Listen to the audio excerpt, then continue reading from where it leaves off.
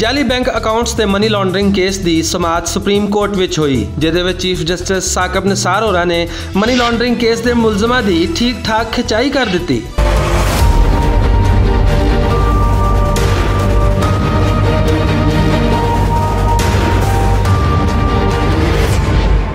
Supreme court में जाली bank accounts ते मनी लॉन्ड्रिंग की केस की समाअत के दौरान additional attorney general Nayyar Rizvi ने दस्सिया कि 3 महीने विच JIT की तहकीकात के अंदर अच्छी खासी पेशरफ्त हो रही है। दौरान समाअत जस्टिस एजाजुल एहसन होरां दा आखना सी कि ओमनी ग्रुप ने मुख्तलिफ बैंकों का 11 अरब रुपए का कर्जा देना है, जिहदे उत्ते चीफ जस्टिस होरां आख्या कि ओमनी ग्रुप दीयां शुगर मिल्लां तहवील विच लै लैने आ, कर्जा वापस हो जाएगा। चीफ जस्टिस होरां यह भी आख्या कि ओमनी ग्रुप दे हुंडी दे खाते भी मिल गए ने, लांचा के जरिए जिहड़ा पैसा बाहर भेजिया है वो वापस कर देन ते फौजदारी मुकदमात खत्म कर दिते जाणगे।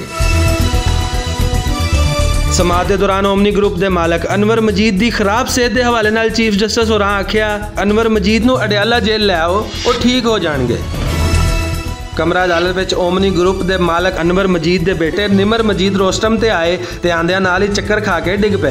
चीफ जस्टिस होरां आख्या कि जे इन्हां ने मामला तय ना कीते तो फिर पूरा टब्बर ही जेल में पा देंगे।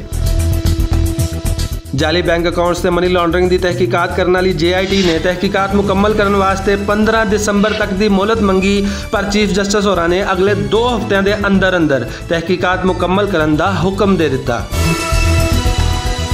आज की समाअत तो लगता है कि जाली बैंक अकाउंट्स ते मनी लॉन्ड्रिंग केस जल्दी अपने मंतकी अंजाम तक पहुँच जाएगा।